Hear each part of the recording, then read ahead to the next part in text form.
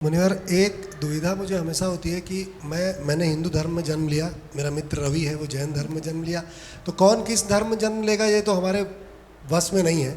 और हर धर्म का जो सिद्धांत है, जो उसके मूल विचार हैं, जो उसका केंद्रीय भाव है, उसमें कई बार अंतर दिखता है। जैसे हिंदू धर्म में जो आत्मा है वो अनित्य है, मृत्यु के बाद मेरा पुनर्जन्म होगा। हमारे यहाँ ईश्वर है, वो उसका लेखा जोखा रखते हैं। जैन धर्म में आत्मा उस तरह से नहीं है और बौद्ध धर्म में आत्मा है ही नहीं। तो कई बार जब धर्म के संदर्भों में जब दुविधा उत्पन्न होती है, और ऐसी दुविधा तब होती है कि क्या करना सही है, कौन सी बात को मानना है, किसको नहीं मानना है, तो उस समय के लिए कोई मार्ग बता दीजिए। जब वैसा विरोधाभास लगे तो कैसे जीवन में निर्णय करना चाहिए? देखो, जब दर्शन शास्त्र को पढ़ोगे तो जितने दर्शन उतने मत लगेंगे, उलझ जाओ। सब दर्शन एक हो जाते तो इतने दर्शन होते क्यों? तो विभिन्न दर्शन हैं, सबकी अपनी अपनी मान्यताएं हैं। हमें अपने विवेक और विचार से तय करना चाहिए। लेकिन जहाँ तक धर्म की बात है तो मैं कहूँगा, न धर्म हिंदू है, न जैन है, न सिख है, न बौद्ध है, न ईसाई है। धर्म तो धर्म है। ये हमने आपने बना दिया, ये हिंदू धर्म, ये जैन धर्म, ये बौद्ध धर्म, ये ईसाई धर्म। अरे धर्म को पकड़ो ना। धर्म वस्तु का स्वभाव है। ये तो मेरे पूजा उपासना के तौर तरीके और ये मेरी दार्शनिक मान्यताओं का एक संजोड़ है। असल में धर्म है क्या? अपने स्वभाव में स्थिर हो जाना ही धर्म है। जब तक मैं अपने स्वभाव में स्थिर हूं, मैं धर्मी हूं, और जैसे ही मैं अपने स्वभाव से बाहर हुआ, अधर्मी हो गया। अध्यात्म तो ये बोलता है। अब व्यवहार में क्या करें? व्यवहार में मैं सभी से ये कहूँगा,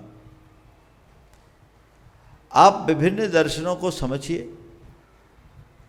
हमारे यहाँ ये है कि हम जिस परंपरा में जन्मते हैं उसी परंपरा की मान्यता से बन जाते हैं और उसे ही अपना धर्म मान लेते हैं। सच्चे अर्थों में ये धर्म नहीं। हम तथ्यात्मक तरीके से समझने की कोशिश करें कि किससे मैं अपने लक्ष्य को पा सकता हूँ, और जो समझ में आए उसको अपना लो। पर अपनी आस्था को अपने तक सीमित रखो, किसी दूसरे पर थोपने की कोशिश मत करो। अगर मुझे लगता है कि मैं जैन परंपरा मेरी दृष्टि में ठीक है, वो मेरे लक्ष्य को प्रदान कराएगी, सहायक बनेगी, तो मैं जैन साधना को अपना रहा हूँ। मैं जैन घर में जन्म लिया इसलिए जैन हूँ, तो कोई ज़रूरी नहीं कि मेरे नाम के आगे जैन लिखा जाएगा पर मैं जैन बन पाऊँ, ये कोई गारंटी नहीं है। और ये भी संभव है क्योंकि जन्म से जैन के घर पैदा नहीं हुआ, लेकिन जैनत्व को पूरी तरह आत्मसात कर लिया तो वो जैन बन जाए। और जैन क्या, एक कदम आगे बढ़कर जिन बन जाए। जो अपने अंदर के विकारों को जीत ले वो जिन है। तो धर्म तो गुणात्मक परिणति का नाम है। उसे हमें तटस्थ भाव से समझना चाहिए, दार्शनिक मान्यताओं को समझना चाहिए। एक दौर था जब एक धर्म और दूसरे धर्मों के बीच में बड़े बड़े शास्त्रार्थ होते थे।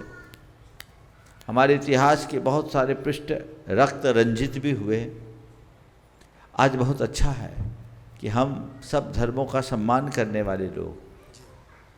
मैं इस संदर्भ में एक बात कहूँगा पूरे देश के लोगों से कि तुम्हारी जो मान्यता, जो आस्था, जैसी धारणा और विश्वास हो, तुम ऐसा धर्म करो, पर किसी दूसरे के धर्म का निरादर मत करो और एक दूसरे पर धर्म थोपना बंद करो।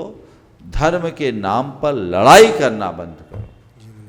सबसे बड़ा धर्म अगर कहे तो मैं इसे ही मानता हूँ, वह है मानवीय एकता का।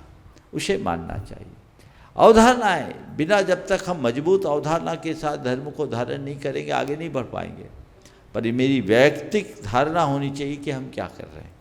जैन धर्म में एक शब्द आता है सम्यक दृष्टि, सही दृष्टि, यथार्थ हो, पक्षपात मुक्त हो। जैन चिंतकों ने कभी पक्षपात को प्रमुखता नहीं दी।